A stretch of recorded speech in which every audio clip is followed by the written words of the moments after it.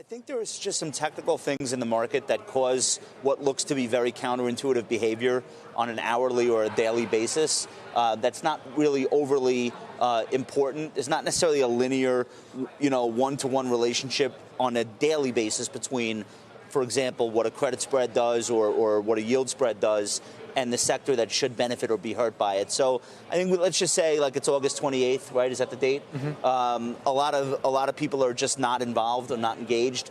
And while they're away, their algorithms may be fishing out some weak shorts in the bank stock. I mean, it could be anything. I'm making that up. Well, you're seeing a lot of the underperformers actually do well today. It's not just banks, it's energy.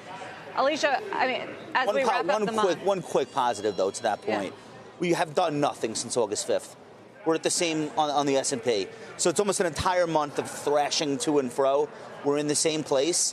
And maybe it's a positive. You could say there's been no leadership.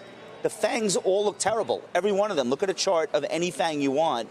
And there isn't any sector that's really done well this month away from the yields. So maybe that's like a good thing. Like the market has really not been killed. We're right near all-time highs with really no leadership at all to speak of. Alicia, I was going to ask you, I mean, if you look at what actually worked in August, where there was leadership in a sort of leaderless market, it was the staples, the REITs, and the utilities. And utilities and REITs are already trading near record highs. So, I mean, do you follow Josh into those kind of REIT stocks for September on this idea that yields may continue to be in charge? So I just want to reiterate something that Josh just said, that not only has the stock market done nothing since August 5th, it's also done nothing in a year. Yeah. So we've had a lot of indigestion in that 12 months, both on the up to the upside and to the downside. And it's just an expression that the market continues to stay within 5 to 6% of its all-time high because yields are so low. So you have to expect that yields stay low, lower for longer. And to that extent, you really need exposure to the defensives for that reason.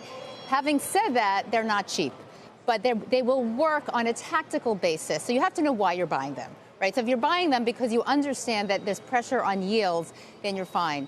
I think you need to have some optionality here, though, if the trade goes the other way. Alicia, if we do see easing from the likes of the ECB or the Bank of Japan coming up in the next few weeks, is that good for U.S. equities or conversely bad for them based on what it might do to the dollar? So the dollar has a floor on it, but the interesting thing here is, for instance, why is the euro not at parity with the dollar? I've asked myself this question all year long. I think we've seen somewhat of a ceiling here as well. Any central bank cutting will be positive for equities regardless, simply because it adds liquidity, and particularly with the ECB, they're going to start buying equities as well. So I think that's just very positive for markets. Having said that, the real issue with the dollar is China, and it's less what's happening with Europe, because it's clear where Europe is going. But it's been obvious for the last year.